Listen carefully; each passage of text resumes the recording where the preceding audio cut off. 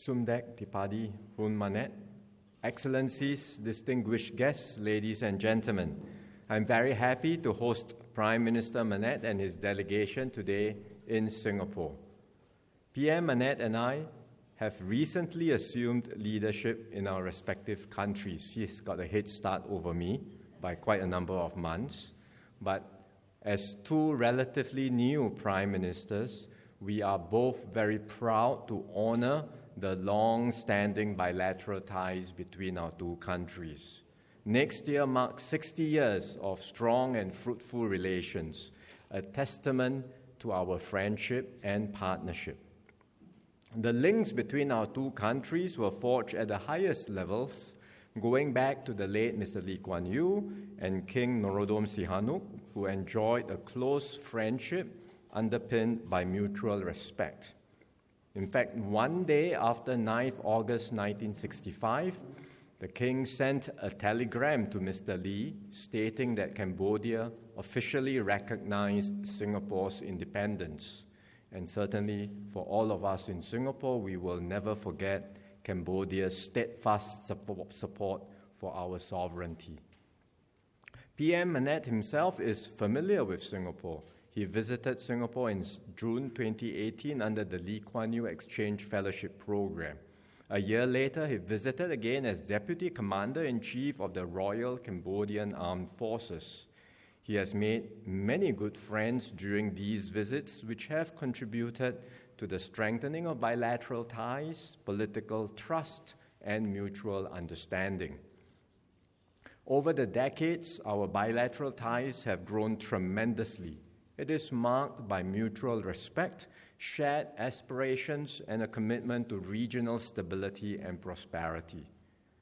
Trade and investment have been key pillars of our relationship. Singapore was one of the early believers of Cambodia's potential, and today we are one of Cambodia's top investors.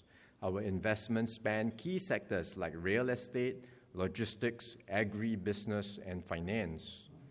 Our economic cooperation has expanded to new areas like renewable energy and carbon credits. Keppel Energy, with its Cambodian partner, Royal Group, has received conditional approval to export 1 gigawatt of electricity from Cambodia to Singapore. We have signed an MOU on carbon credits collaboration last year, and we are working on an implementation agreement for the transfer of carbon credits. And recently, Singapore, Cambodia, and Laos established a working group to facilitate cross-border electricity trade.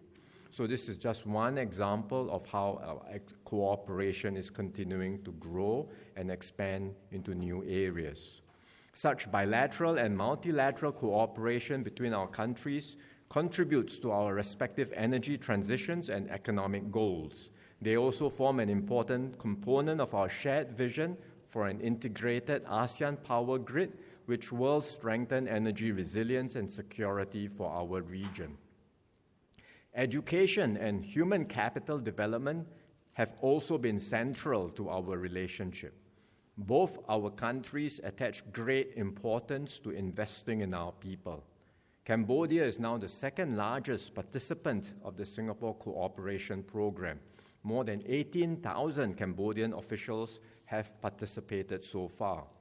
I understand that the feedback from participants have been positive, and certainly on Singapore's part, we are happy to share with them our development experience and to further customize the programs where necessary so that they are relevant and useful to your needs. We also enjoy strong cultural and people-to-people exchanges. These are facilitated by direct flights between Singapore and Siem Reap. Many Singaporeans and foreign tourists have flocked from Singapore to visit the magnificent Angkor Wat and other parts of your beautiful country. At Singapore's Gardens by the Bay, we now have a special exhibition put up in collaboration with your embassy. It showcases a replica of Angkor Wat adorned with over 50 species of Cambodian orchids. And earlier today, we were very happy to have an hybrid orchid named in the honor of PM Manet. Cambodia and Singapore are at different stages of economic development. But as two countries in Southeast Asia, we face common challenges and we share similar perspectives and interests on many issues. We both have to navigate a more dangerous and troubled geopolitical environment. We both have a stake in making ASEAN a strong and robust grouping in the international arena. I firmly believe that our two countries can benefit tremendously from greater cooperation.